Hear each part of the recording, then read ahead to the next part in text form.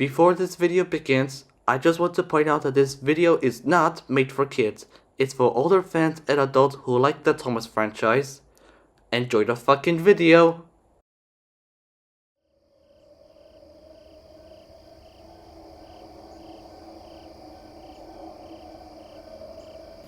The works was very quiet, save for the quiet grumbling of its single engine. Sir Handel was sulking. Ever since Skarloey had gone away to be mended, he and Peter Sam were doing all of the work. He'd been asked to take a passenger train and had grumbled dreadfully all the way. These coaches, they were not like the coaches from his old railway, not the ones he was used to. To him, they were simply cattle trucks with their single axle and wheel. Real coaches, he would say, had bogies, and this railway had none. They'd grumbled and shrieked all the way up the line. At the top station, he'd left his train at the platform to get a drink from the water column. When he backed down to couple up to his coaches, his driver hadn't noticed a crate that had slipped off the porter's trolley and fallen on the line. The coaches had noticed, but they didn't say anything. They were cross with Sir Handel and wanted to pay him out. He'd hit the crate and managed to lever himself off the rails. He smashed into the station platform, damaging his rear wheels. Now he was in the works, alone and frustrated. Those blasted cattle trucks! I'll be sure to teach them a jolly good lesson when I next see them. Maybe the thing controller will get some real coaches for a change. They are real coaches, even if they don't look like it.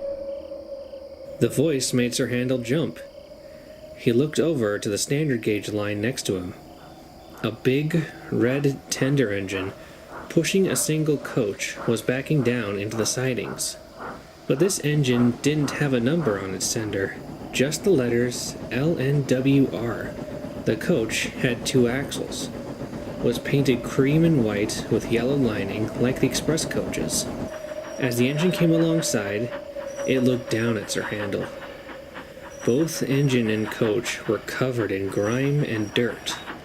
To see an impressive red engine with a coach looking this shabby, it was honestly shocking, since it was known that the NWR took care of its engines. Why not this one? The engine spoke again. Coaches come in many shapes and sizes, my dear engine. You wouldn't like me calling you a toy, would you?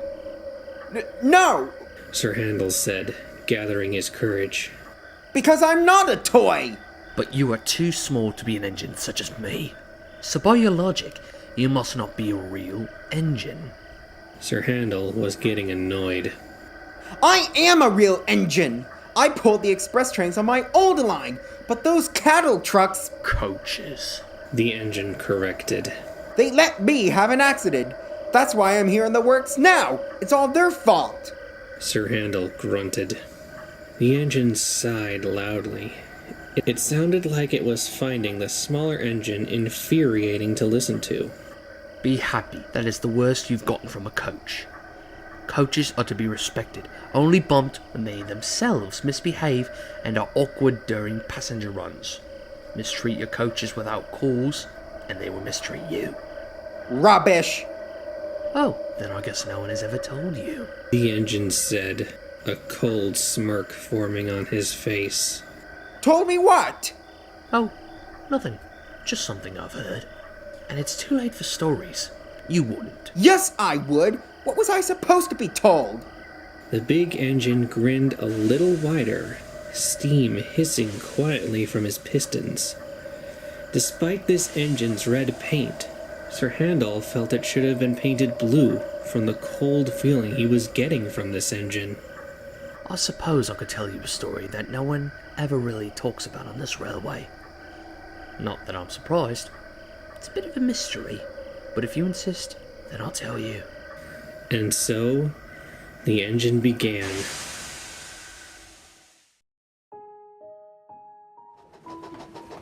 The Northwestern Railway had just been formed. The expansive line, reaching from Vickerstown to the end at Tidmouth, was going through a tough few years. The line's first 2 engines were too small to handle the workload. As such, the board of directors had brought many more engines on loan from other railways to help. And I'm sorry to say, frictions existed as the loaned engines treated the resident engines quite poorly. Oi you, take me coaches and up to it. Hop to it yourself. I'm getting this train ready. Thomas scoffed. Typical little shunter. No sense of duty. Late again! I thought you were supposed to be an express engine. Another engine wheeshed as Edward clanked into the station. Don't blame me. It was a faulty signal. Edward huffed, out of breath. Of course, it's always something else. You wouldn't have this kind of mess on the GER if the board of directors had any sense of progress. They'd allow head office to oversee everything. Another engine was a large Clawton from the LNWR. This engine had glistening red paint with black side plates. This engine, named Afton, was more picky about the kinds of coaches he was given. He saw all the old single-axle Victorian rolling stock as relics. Like the other visiting engines, he was absolutely appalled at the idea of pulling goods trains, because to see a grand engine such as him doing so was an insult. One morning, Afton huffed into the station. He was to be pulling the local stopping service today. But as he neared the station, he hissed angrily as he saw the coaches he'd been given. He was given the small single-axle coaches. While they were painted in the NWR cream and dark green, they were smaller and older than the bogie coaches given. What's this? I'm pulling this ghastly groaning train today? The indignity of it all! Just be happy you have a train to pull at all. Thomas hissed as he pushed the coaches up. I've had to hunt the yards for extra coaches. Then you can jolly well take these coaches away and bring me some proper coaches. I'm busy. Take them or leave them. Thomas huffed and hurried away into the yards before Afton could say anything more. Come on, old boy. Let's get this over with. Afton's driver sighed. The coaches groaned as Afton backed up to them. They had heard what Afton had called them and were not happy. "Who is this rude engine?" asked the lead coach. "An improper engine if he's pulling us," said another. "I'd rather be pulled by Edward or even Thomas. At least they are proper engines who know how to treat coaches right," the brake coach added. Shut up! I am a proper engine. Better than Tiny Thomas or Old Iron Edward. Now come along! The guard's whistle blew and Afton huffed out of the station in a rage. His face was almost as red as his paint.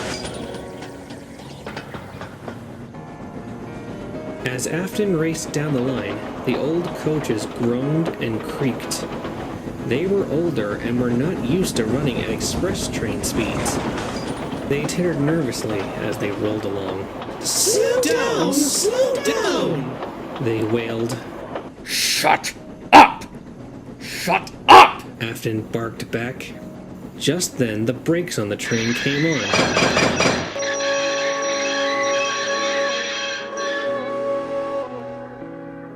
Afton stopped suddenly on the viaduct, grumbling dreadfully.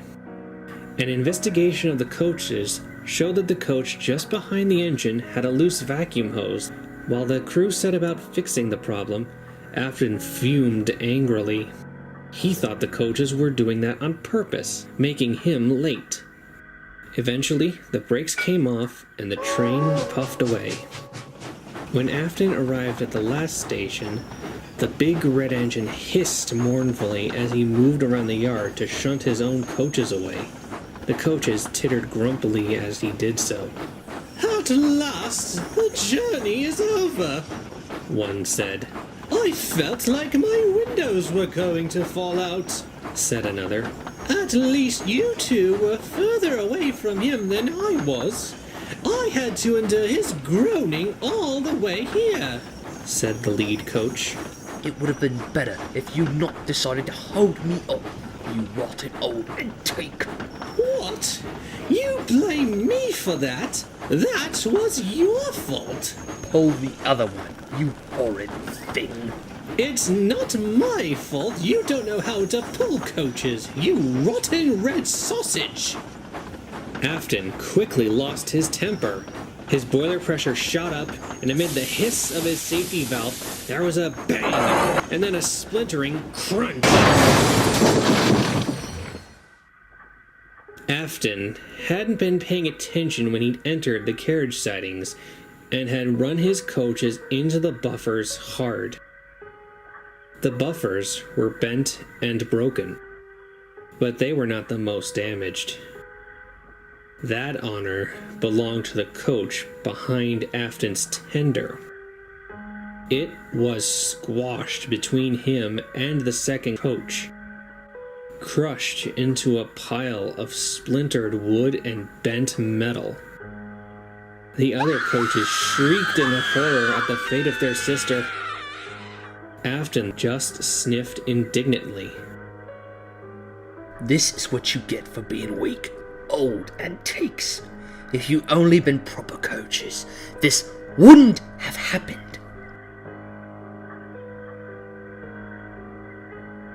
The directors were not happy with Afton's carelessness.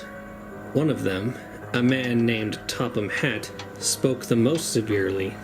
If you were our engine, I'd send you away. Afton just sniffed. He didn't care at all. He watched as the broken coach was loaded into some trucks to be taken away. The other coaches were silent during the whole process. After a while, Afton just smirked and backed away to the sheds to rest. Afton's driver was assigned to another engine to learn how to properly handle coaches, and Afton himself was shut up in the shed for a few weeks before the directors allowed him to pull trains again. The other visiting engines were the only ones to show any sympathy for his careless handling. During his stay in the shed, a new train was offered by the Northwestern Railway. It was a late-night train that offered an express run to Tidmouth, called the Midnight Special. The bigger tender engines enjoyed the job immensely. The idea of a non-stop run from one end of the island to the other under the stars made them feel very important. Soon it was Afton's turn to pull the Midnight Special. About time I had a named train of my own to pull, and with proper coaches, and no less. The only thing better would be the express, he said loudly. The other engines just groaned. They ignored the big red engine's boasting until he left the shed. Afton puffed into the station, bubbling with excitement as he coupled up to the lead coach. He was so excited that he never looked back once at the rake of coaches he was pulling. No one noticed the coach closest to the engine didn't belong in the consist. It was painted cream and green, just like the Express. But it was smaller and had no bogies, just 2 axles. It was filthier and didn't look like a coach belonging on a prestigious train such as the Midnight Special. The guard blew his whistle and the train set off. Over the sound of the engine puffing, there was a loud groaning noise that came from the lead coach. It sounded like it hadn't been oiled in a long time. Soon, the express passed under the signals and was gone in a cloud of steam.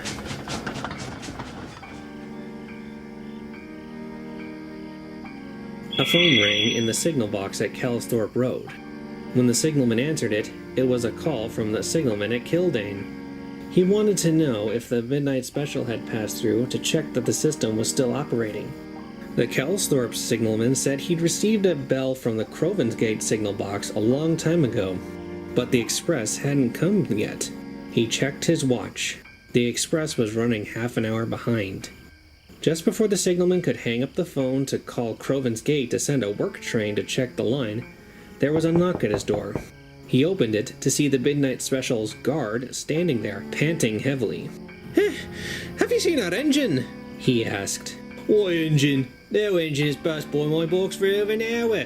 The guard then went pale. That's not possible. You must be mistaken.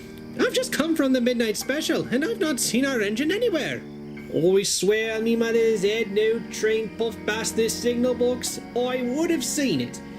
Come on, man, you're speaking all kinds of rubbish. I am not. Our entire train is missing its engine. It's like it's disappeared into thin air. Come on, mate. Have a cup of tea and explain what you're trying to say.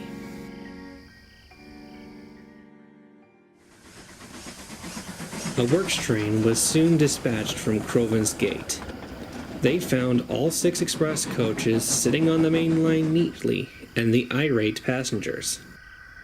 From passenger testimony, they said one moment the train was rolling along smoothly, then, after the tunnel, the train went slower and slower until the coaches ground to a halt.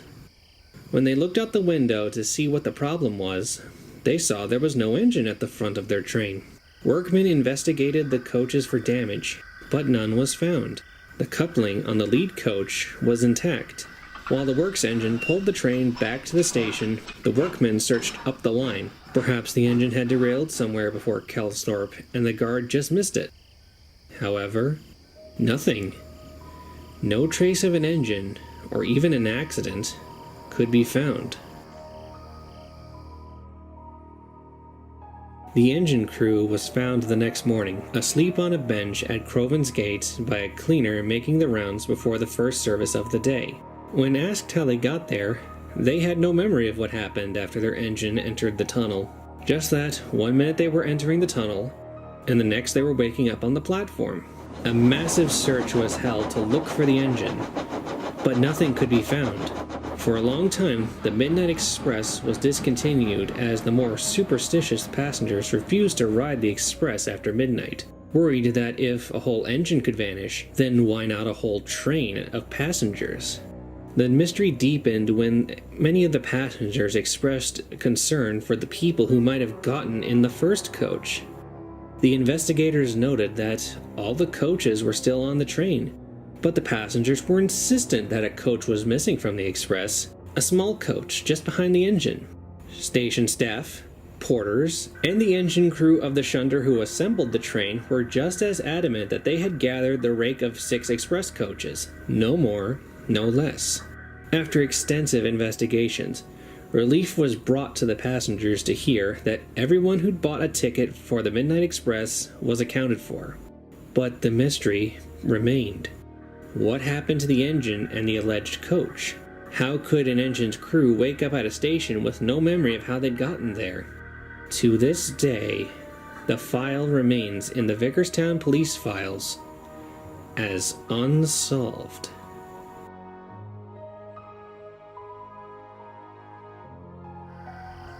And that is the end of the story as the wider public knows, though there have been tales of engines seeing this often, puffing along the line in the distance with a single coach behind him. But no one can be certain what they saw was real or not. The engine finished. Sir Handel stared up. His frames felt as cold as ice. He gulped and began to rally his courage. Preposterous! I've never heard of such a thing. Are you calling me a liar? The big red engine asked, glaring down at the smaller engine. No, I'm not. I'm just saying that just doesn't happen. Ghosts don't exist, and coaches certainly can't do that either. The big red engine looked down at Sir Handel before sniffing and looking up. Even without the engine looking down, his voice still made Sir Handel shudder. Deny it all you want, little engine. But heed my warning. Even something as humble as a coach does not take kindly to be mistreated. They have their ways of getting even. And a simple matter, such as death, won't offer protection from retribution. Whatever, Big Engine. Anyways, it's late and... I have a name, you know, you impudent little blue bug. Oh? And what is that, then? Afton. Suddenly, the coach creaked loudly. The red engine, Afton, gave a heavy sigh. I've rested long enough. I must be going. We must keep time, you know. Sir Handel blinked as his own words echoed back at him. The big engine hissed steam and slowly pulled out of the sidings, the coach creaking and groaning as it was dragged behind. Soon it vanished beyond the gloom of the yard lights and was gone. Sir Handel thought about the story for a moment before he sniffed. That engine's talking a lot of nonsense. Before long, he closed his eyes and fell asleep. Sir Handel's repairs didn't take too long, so he was soon back to pulling trains. His first job was to pull a passenger train, because Peter Sam was up taking slate from the quarry. He clanked crossly to the yard and coupled up to the coaches before dragging them to the platform. Gordon was waiting there. What's got your pistons in a fizzle this morning? He asked as Sir Handel hissed mournfully into the station. It's these wretched coaches. They let me have an accident the day before, and then last night, some stupid red engine talks nonsense about taking care of them. James wouldn't know how to take care of coaches, being a mixed traffic engine. Gordon huffed indignantly. James? No, I'm talking about that other red engine. Gordon raised an eyebrow. We only have one red engine. We don't have another red engine. Yes, you do. Afton. Afton? Now that is a name I have not heard in years. Why is that? He worked on our line for a while, even after I came to Sodor. Then one day, he was just gone. People said he just vanished, but I think he was just sent away after he left his coaches on the main line. Good riddance. Now it was Sir Handel's turn to be confused. But I saw him last night. My dear engine, Afton has never been on this island for almost 32 years, let alone been seen since. Just then, the guard's whistle blew, and the big blue engine huffed away, leaving Sir Handel with his thoughts. How could he see an engine that hadn't been on Sodor in so long? Then he remembered the story. A sudden chill ran down his saddle tanks as it all became too clear. It wasn't possible, indeed, to see an engine that hadn't been on Sodor in so long, and in such a shabby condition. Unless it hadn't really been there. The guard's whistle blew, and Sir Handel puffed away with the coaches, without so much as a complaint. Sir Handel has become a more even-tempered engine since then. Though he does still grumble about doing extra work, he has never used the words cattle trucks in the presence of the coaches again. The coaches, for their part, have just left the reason for the change alone. Why ruin a good thing, they say. Though on certain nights, just after midnight, the sound of an engine puffing past with one coach in tow can be heard. A flash of red can be seen, and then in a blink of an eye, the engine is gone into the night. Gone without a trace.